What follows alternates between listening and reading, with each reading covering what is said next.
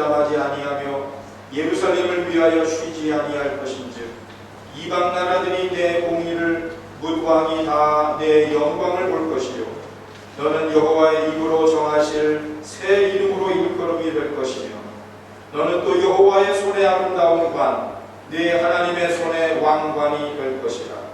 원하건대 주는 하늘을 가르고 강림하시고 주 앞에서 산들이 진동하기를 불이 섭을 사르며 불이 물을 끓임 같게 하사 주의 원수들이 주의 이름을 알게 하시며 이방 나라들도 주 앞에서 떨게 하옵소서.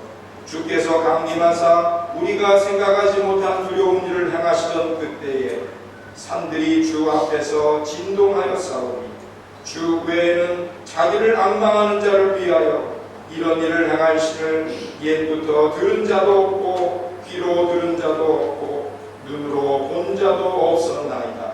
하나님은 영이시니 예배하는 자가 영과 진리로 예배할지니라. 아멘. 함께 사도신경으로 신앙 고백하시겠습니다. 나는 전능하신 아버지 하나님 천지의 창조주를 믿습니다. 나는 그의 유일하신 아들 우리 주 예수 그리스도를 믿습니다. 그는 성령으로 잉태되어 문정녀 마리아에게서 나시고 본디오 빌라도에게 고난을 받아 십자가에 못 박혀 죽으시고 장사된 지 사흘 만에 죽은 자 가운데서 다시 살아나셨으며 하늘에 오르시어 전능하신 아버지 하나님 우편에 앉아 계시다가 거기로부터 살아있는 자와 죽은 자를 심판하러 오십니다. 나는 성령을 믿으며 거룩한 공교회와 성도의 교제와 죄를 용서하는 것과 몸의 부활과 영생을 믿습니다. 아멘. 함께 선율과 120장으로 찬양 드리시겠습니다.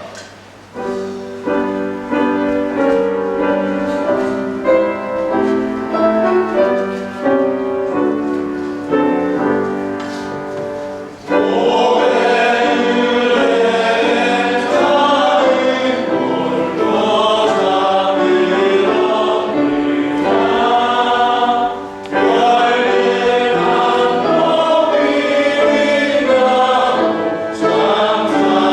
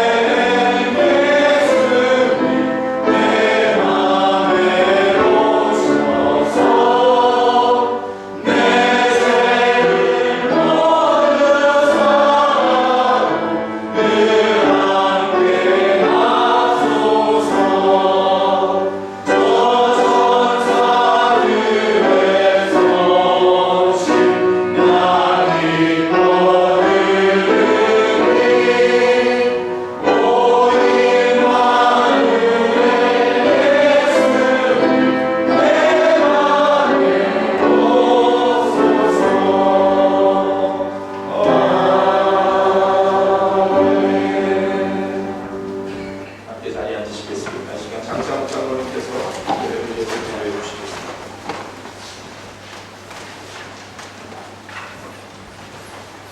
기도드리겠습니다.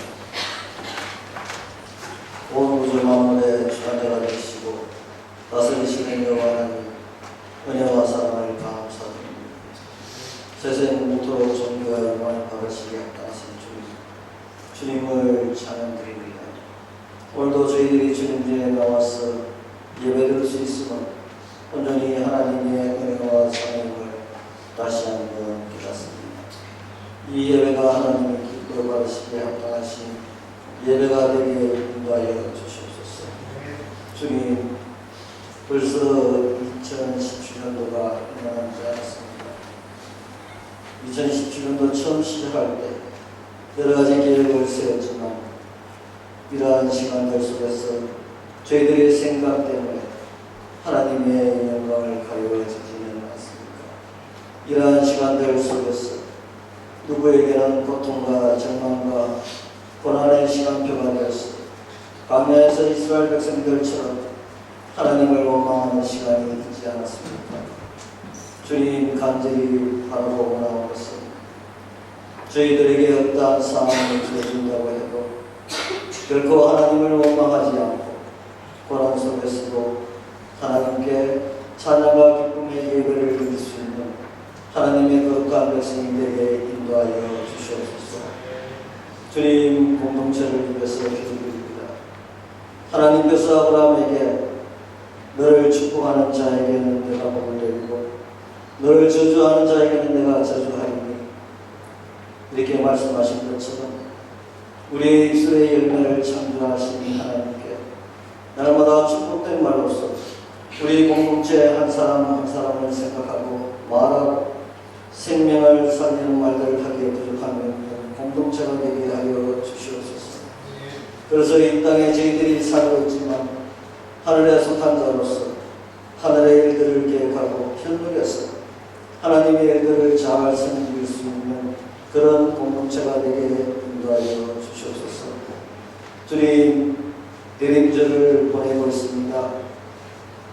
하늘에는 영광이요 땅에서는 기뻐하심을 입는 자들에게 평화를 하신 것처럼 먼저는 하나님께서 하나밖에 없는 독생자를 이 땅에 인간의 몸으로 보내신 그 뜻을 깨닫게 하시고 아기 예수로 보신 예수님을 찬양하고 기뻐하며 영광을 돌리고 영원히 저희들과 함께 하신다는 그 확신을 가지는 대림주의 되게 인도하여 주시옵소서.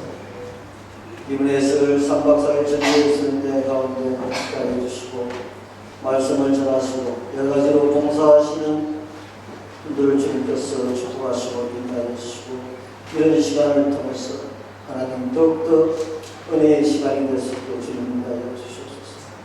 이 시간은 말씀을 듣는 시간입니다. 한 주간 말씀을 준비하시고 전하시는 목사님에게 성령의 인도하심이 있게 하시고 말씀을 준비하실 때가 주님의 천사들이 보사 생명의 말씀을 전하게 부족함이 없게 하시고 먼저는 준비하는 목사님에게 은혜가 되게 인도하여 주시옵소서. 오늘도 저희들이 말씀을 들을 때 저희들의 심령 속에 잘 자리하게 하시고 다시금 주님 앞에 결단하고 회복하는 시간이 되게 하여 주시옵소서.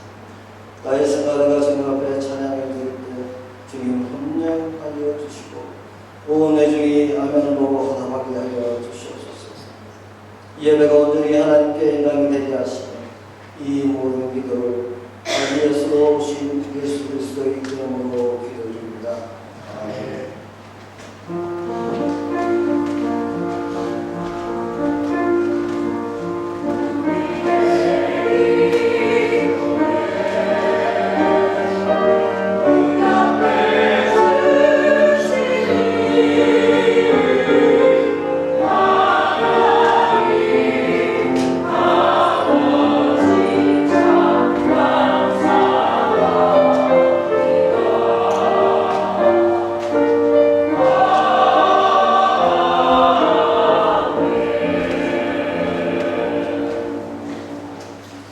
오늘 하나님께서 우리에게 주신 말씀은 마태복음 1장 18절에서 21절까지입니다. 신약성경 2쪽입니다.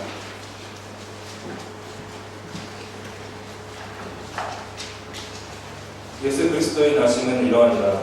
그의 어머니 마리아가 요셉과 약혼하고 동거하기 전에 성령으로 잉태된 것이 나타났더니 그의 남편 요셉은 의로운 사람이라 그를 드러내지 아니하고 가만히 품고자 하여 이 일을 생각할 때 주의 사자가 항몽하여 이르되 다윗의 자손 요셉아 내 아내 마리아 데려오기를 무서워하지 마라.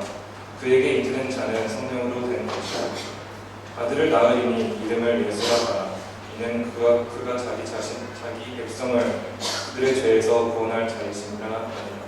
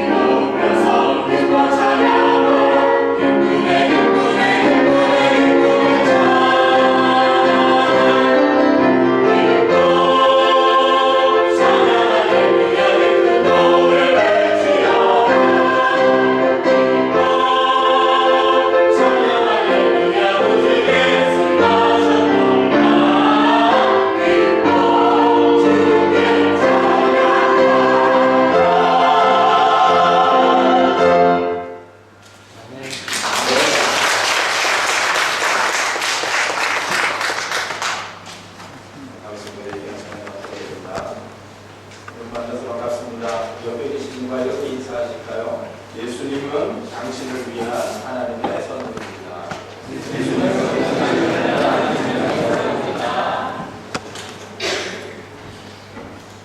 오늘은 어떻게 예수 그리스도의 나심을 맞이할 것인가, 어떻게 예수 그리스도의 나심을 맞이할 것인가 라는 제목으로 말씀의 은혜를 나누려고 합니다.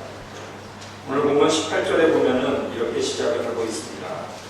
예수 그리스도의 나심은 이러하니라. 이렇게 선언을 하고 시작을 하고 있습니다. 아주 힘차고 단순한 서술문입니다. 여기에 나오는 나심이라는 단어가 특별합니다. 구약 성경의 제일 첫 번째로 등장하는 창세기를 영어로 제네시스라고 부릅니다. 제네시스, 영어식 발음이죠. 근데 이 말을 신약 성경이 기록될 때 사용된 원어인 그리스어식으로 발음을 하면은 게네시스가 됩니다. 이 게네시스라는 말에서 제네시스라는 말이 나왔는데 어디서 많이 들어본 그런 이름이죠. 한국의 모 기업의 자동차 이름도 제네시스. 바로 이 게네시스라는 말에서 나왔는데 예수 그리스도의 나심은 이러하니라 할 때 그 나심이 바로 이 게네시스라는 말입니다. 여러분 이 단어가 왜 특별할까요? 그 의미 때문입니다. 생성, 기원, 창조, 탄생이라는 의미를 가지고 있습니다. 그러므로 예수 그리스도의 나심은 인간의 부모에게서 생리적으로 이루어지지 않았다는 것을 우리에게 알려주고 있습니다. 마치 하나님께서 무에서 유를 창조하신 것처럼 창세기라는 말 그대로 하나님의 신비한 능력으로 이루어졌다 하는 것을 우리가 알게 됩니다. 마태복음을 기록한 마태는 예수 그리스도의 나심은 이러하니라 라는 이 구절을 통해서 예수 탄생이 얼마나 특별한 것인지를 선언합니다. 여러분 이 세상에서 예수님처럼 특별하게 태어난 사람은 아무도 없습니다. 그리고 앞으로도 영원히 없을 것입니다. 예수님만이 그 출생의 근원을 하나님께 두고 계십니다. 예수님의 어머니 마리아는 요셉과 약혼한 사이였습니다. 18절 말씀을 보면은 그의 어머니 마리아가 요셉과 약혼하고 그렇게 기록을 하고 있습니다. 개역 한글판 성경을 보니까 이 약혼이라는 단어가 정혼이라는 단어로 표현이 되어 있습니다. 어떤 면에서 볼 때는 이 정혼이라는 말이 약혼이라는 말보다는 더 그 의미를 잘 전해주는 말인 것 같습니다. 왜냐하면 히브리 사람들의 정혼식, 히브리 사람들의 약혼식은 특별한 의미가 있기 때문입니다. 우리가 결혼 전에 하는 약혼보다는 조금 더 진전된 법적인 의미가 이 정혼, 약혼식에 있었습니다. 정혼식, 약혼식, 이것은 양가 부모의 허락을 받아서 결혼을 약속하는 의식입니다. 그리고 법적으로는 이미 부부입니다. 우리는 어떻습니까? 결혼해서 혼인 신고를 해야 법적으로 부모이지만 유대 사람들은 정혼, 약혼식을 하면은 법적으로 부부가 됩니다. 간음이나 음행이 있기 전에는 결코 파혼할 수 없는 사실상의 기혼 상태가 되는 것입니다. 대략 1년 정도의 정혼, 약혼 기간을 갖습니다. 그런데 만약에 이 기간 안에 남자나 여자 중에 어느 한 편이 죽게 되면은 호랑이가 되거나 과부가 됩니다. 왜 그렇습니까? 이미 결혼한 사람들이기 때문입니다. 그래서 유대인의 정혼, 유대인의 약혼은 우리가 생각하는 약혼보다 더 진지한 의식이 되는 것입니다. 그런데 결혼하기 전에 정혼하고 약혼한 기간에 남자와 여자는 성적인 관계를 가질 수가 없었습니다. 반드시 결혼을 해야 할 수가 있었습니다. 요셉과 마리아는 정혼한 상태였습니다. 그러므로 이 두 사람은 부부관계를 가질 수가 없었습니다. 오늘 18절 말씀에 보면은 동거하기 전에 라는 말씀이 나오는데 이 뜻이 바로 결혼하기 전에 라는 뜻입니다. 여러분 그런데 신비스러운 사건이 일어났습니다. 성령으로 잉태된 것이 나타났더니 라고 성경이 알려줍니다. 마리아가 성령으로 잉태를 한 것입니다. 여러분 이 말씀은 어떤 의미가 담겨있는 말씀입니까? 마리아는 요셉이라는 남자 때문에 임신한 것이 아니다 라는 의미가 담겨져 있습니다. 그래서 성경은 성령으로 잉태된 것이라고 증거를 하고 있습니다. 여러분, 성령으로 잉태가 되었다는 것은 사람에 의해서가 아니라 지극히 높으신 하나님의 권능이 성령 안에서 기적적으로 마리아를 잉태시켰다는 말입니다. 하나님께서는 당신의 아들을 이 세상의 구원자로 보내시면서 인간 어머니를 주셨습니다. 하지만 인간 아버지는 주시지 않았습니다. 예수님은 하나님의 아들이셨기 때문입니다. 따라서 예수님은 하나님의 아들이신 동시에 사람의 아들, 다시 말하면 완전하신 하나님이신 동시에 완전한 사람으로 이 땅에 오셨습니다. 그래서 예수님을 신인, 하나님 사람, God man이라고 말하는 것입니다. 여러분, 예수님이 동정녀, 즉 남자를 알지 못하는 처녀의 몸에서 태어나셨다는 것은 성경에 나타난 위대한 신비 중에 하나입니다. 예수님께서 사람의 몸을 통해서 오신 것은 우리가 사람의 몸을 입고 있는 인간이었기 때문입니다. 그리고 이 몸을 지배하는 죄와 죽음의 문제를 해결하시기 위해서였습니다. 여러분, 우리는 태어날 때부터 죄를 물려받습니다.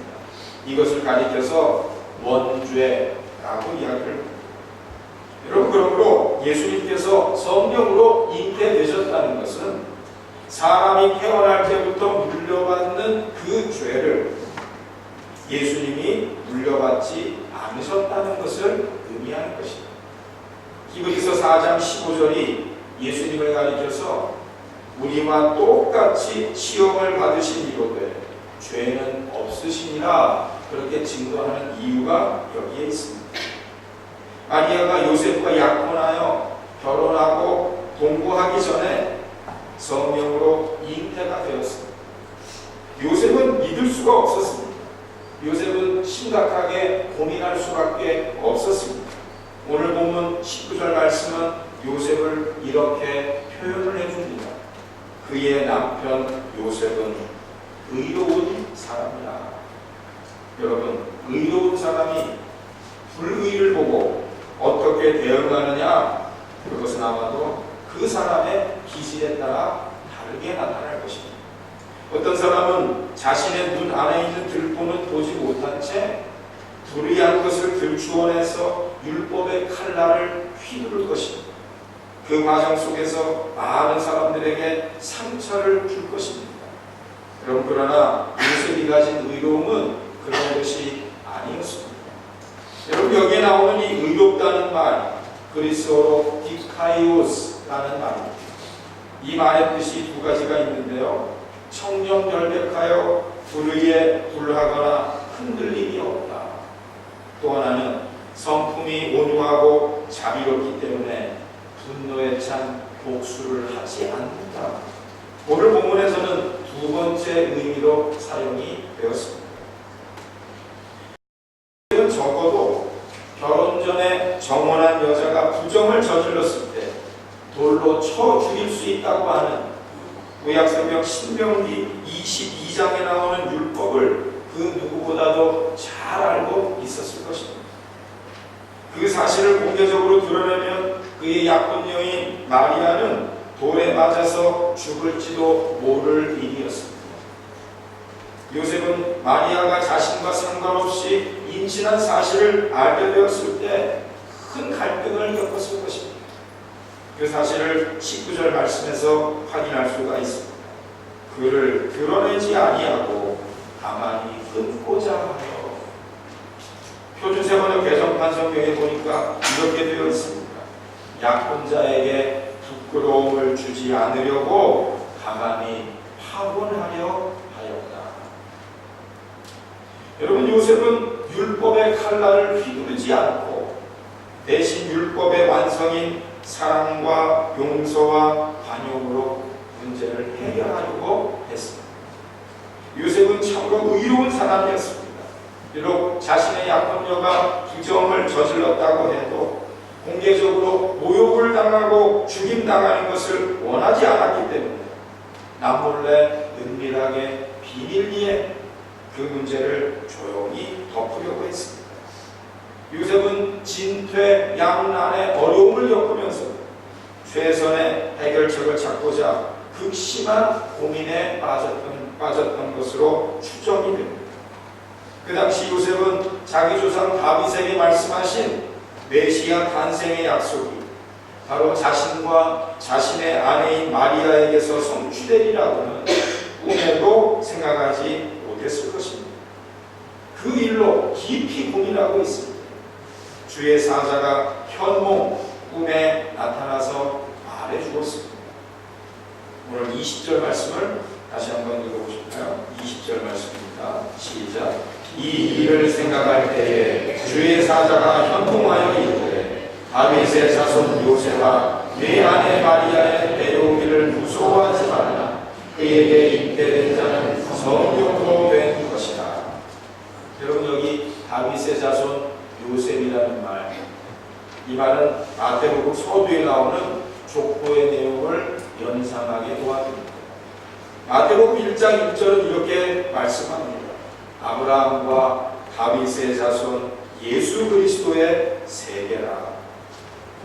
아브라함과 다윗의 자손 가운데서 예수 그리스도의 족보가 이루어진다는 말씀입니다. 그리고 마태복음 1장 16절에 보면은 야곱은 마리아의 남편 요셉을 낳았으니 라는 말씀이 나옵니다. 무슨 말씀입니까?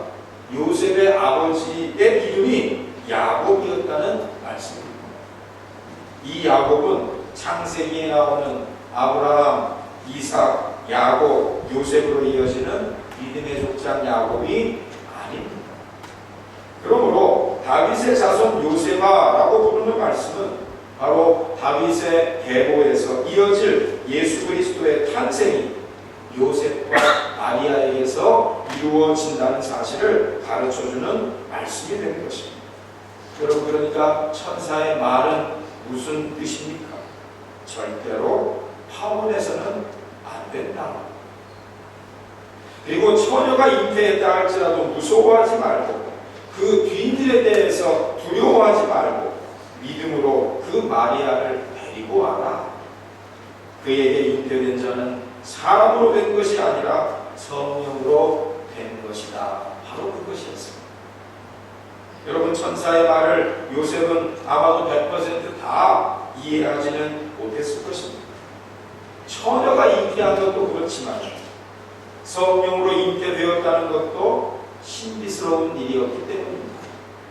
그러나 요셉은 어느 정도는 예수 탄생의 비밀을 천사의 말을 통해서 이해했을 것이고, 또한 마리아의 잉태로 인한 인간적인 고민과 갈등, 그리고 사람들의 비난과 정죄에 대한 두려움에서도 조금은 벗어날 수가 있었을 것입니다. 무엇보다도 놀라운 것은 요셉이 마리아와 마찬가지로 메시아 탄생의 신비와 비밀을 믿음으로 받아들인 것입니다. 머리로 받아들인 것이 아니라 가슴으로, 믿음으로 받아들인 것입니다.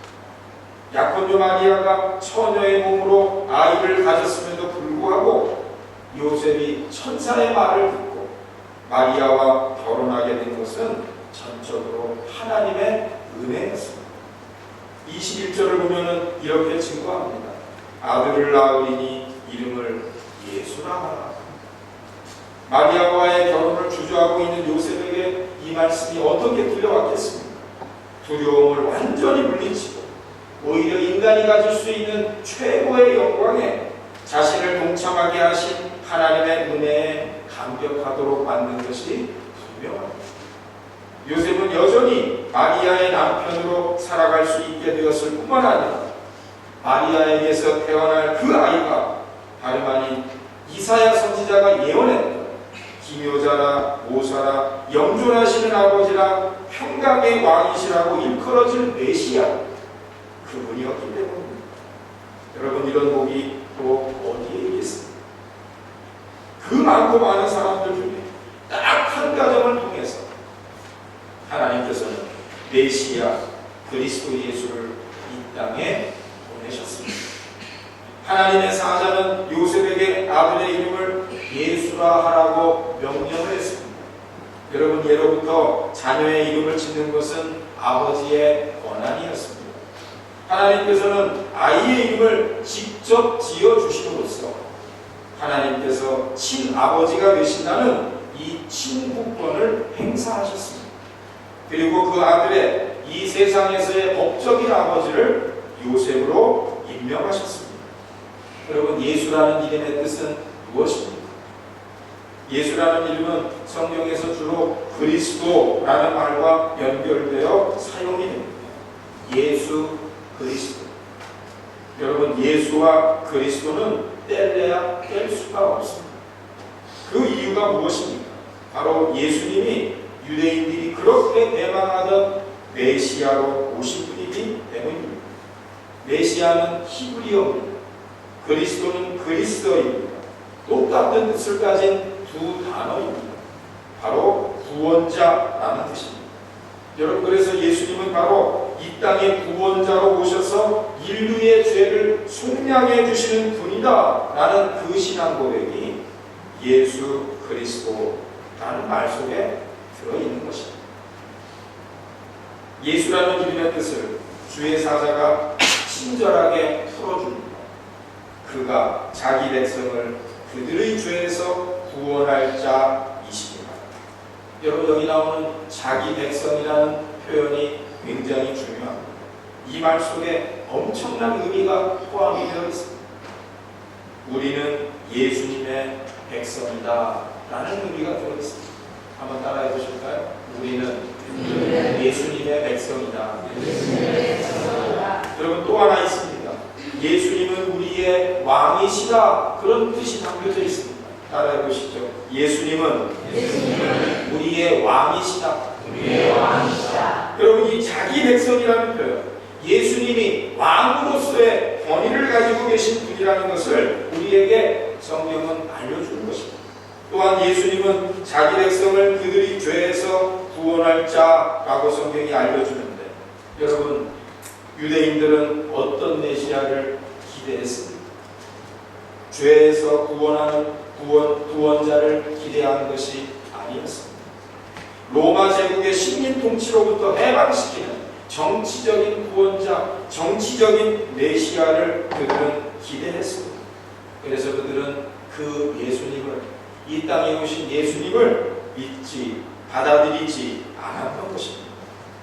그러나 주의 사자를 통해서 요셉에게 전해졌던 말씀처럼 메시아는 자기 백성을 그들의 죄에서 구원할 자이셨습니다.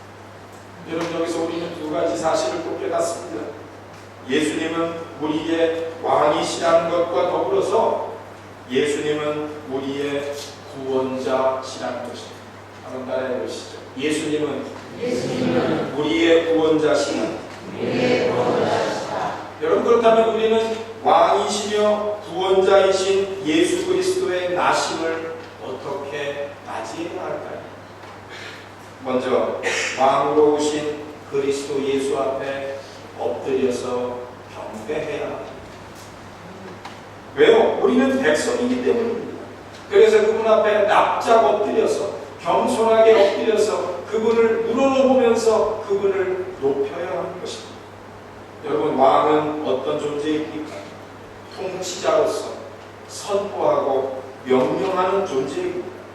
그렇다면 그리스도 예수는 무엇을 선포하고 무엇을 명령했습니까? 한마디로 그것은 믿으라 하는 것입니다. 믿으라 하는 것입니다.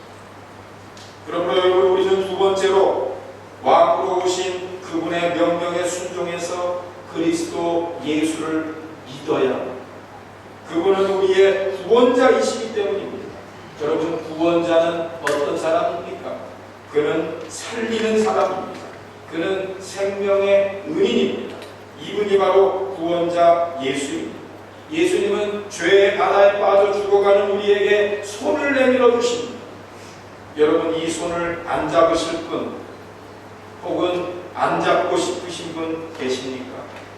이 손을 잡은 사람은 생명을 얻습니다. 살림을 받습니다. 여러분, 예수님은 온 인류에게 구원의 손을 내밀기 위해서 오셨습니다. 그 손을 잡은 사람은 죽음에서 생명으로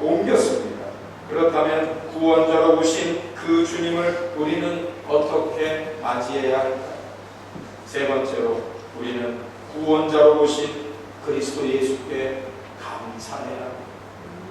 2017년 성탄의 예전에 왕으로 오신 그리스도 예수를 높이고 그분의 명령에 순종해서 믿으며 구원자로 오신 그리스도 예수께 감사함으로 그분을 맞이하는 우리 모두가 될 수 있기를 주님의 이름으로 축원합니다. 기도하겠습니다.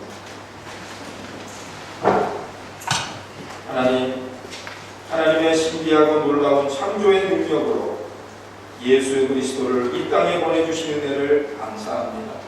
인간을 지배하는 죄와 죽음의 문제를 해결하시기 위해 오신 그리스도 예수를 받아들입니다. 그리스도 예수가 우리의 왕이심을 고백합니다. 그리스도 예수가 우리의 구원자이심을 고백합니다.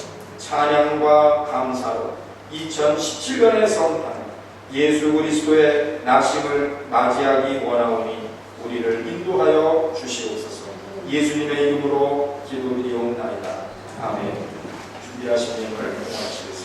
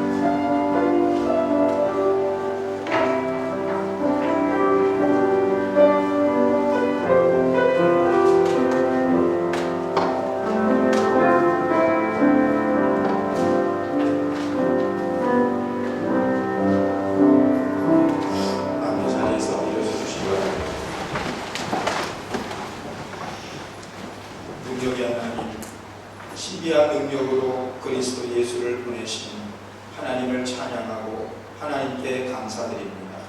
오늘의 예배를 통하여 그리스도 예수의 왕되심을 고백하면서 합당한 백성으로 순종하기를 원합니다. 마음과 정성을 다해 예물을 올려드립니다. 기쁘게 받아주시고 예물 드린 손길들마다 구원의 은혜 속에 감사하는 일들이 많아지게 하여 주시옵소서. 이 예물이 사용될 때마다 그리스도 예수의 나심, 그 큰 기쁨의 좋은 소식이 온 세상에 전해지도록 하는 우리 모두가 되게 하여 주시옵소서. 예수님의 이름으로 기도드리옵나이다. 아멘. 주변에 계신 분들과 인사 나누시겠습니다.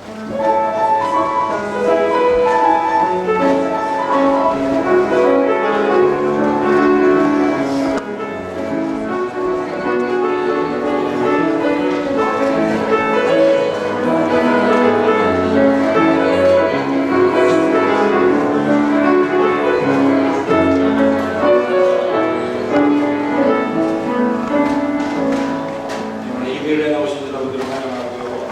오늘 저희 교회 처음 나오신 분들이 계셔서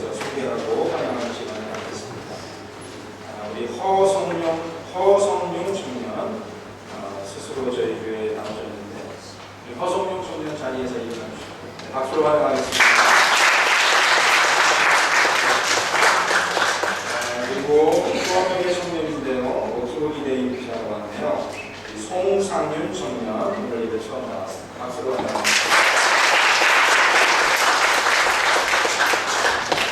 오늘 2부 예배 후에 식사 시간이 있습니다. 교회에 나눠주시면 감사드리고요. 대략하게 오늘 알림과 소식 전해드리도록 하겠습니다. 신동길 강은정 성도님 피셔로 이사하셨고요.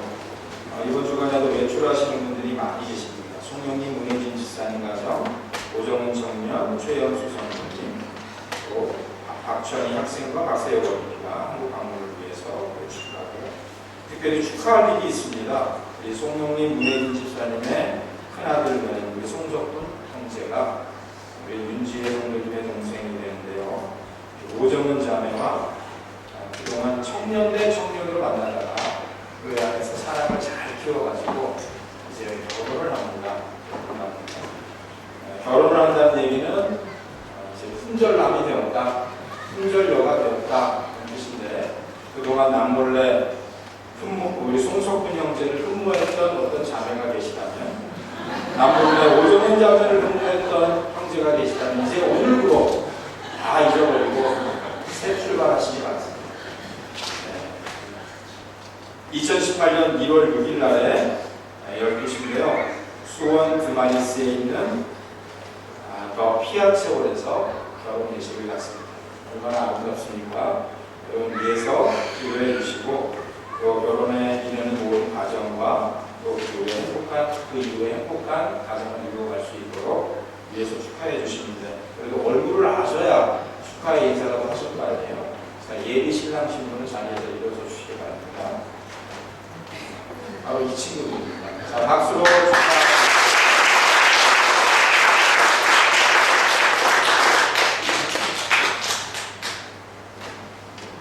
특별히 이번 주간에 전교인 수련회가 있습니다. 화요일부터 시작을 하는데요.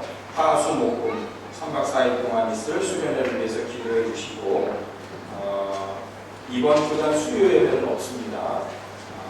여러분 참고해 주시기를 바랍니다. 다음 주일인데요. 다음 주일 1부 예배, 2부 예배 때는 파푸아뉴기니아에서 선교 사역을 하고 계시는 정일재 목사님께서 오셔서 말씀을 전도해 주시고 또 선교 사역에 관한 내용을 여러분들과 공유해 주시도록 하겠습니다. 특별히 정일재 선교사님은 파푸아뉴기니아에서 그 부족의 언어로 성경을 번역하는 사역을 집중적으로 하고 계시는 분이십니다.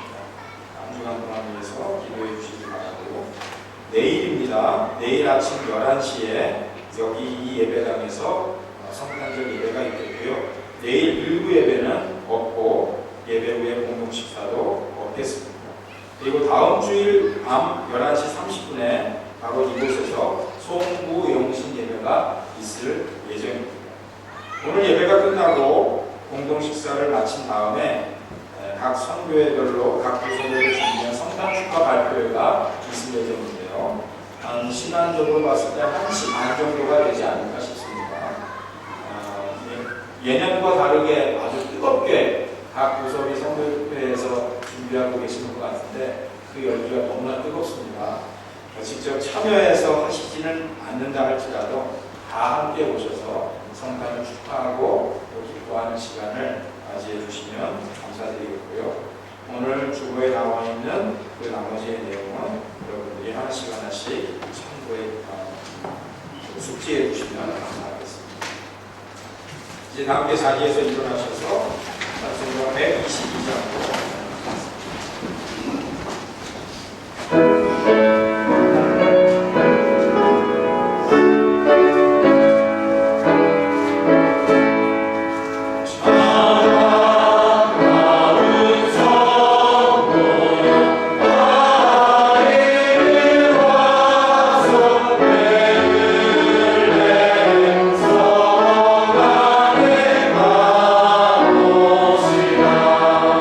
주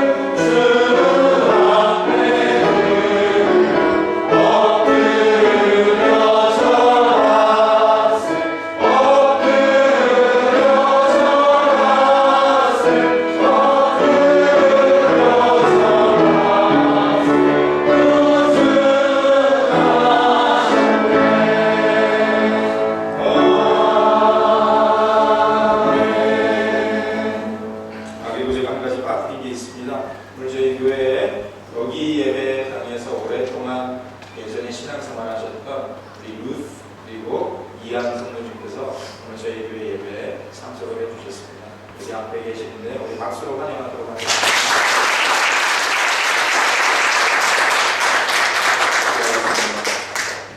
지금은 지극히 높은 곳에서 낮은 곳으로 내려오신 우리 주 예수 그리스도의 은혜와 창조주의 신비한 능력으로 메시아를 보내신 하나님의 사랑과 성령님의 감화감동 늘 함께 동행하시는 역사가 왕 중의 왕이시며 온 인류의 구원자이신 그리스도 예수께 감사와 찬양을 올리며 백성으로서 합당하게 그리스도 예수를 받아들임으로 2017년 성탄의 계절에 왕으로 오신 그리스도 예수를 높이고 그분의 명령에 순종해서 믿으며 구원자로 오신 그리스도 예수께 감사하고 그분을 맞이하기로 결단하는 하나님의 교회 모든 권속들 머리머리 위에 함께 하시기를 간절히 축원하옵나이다.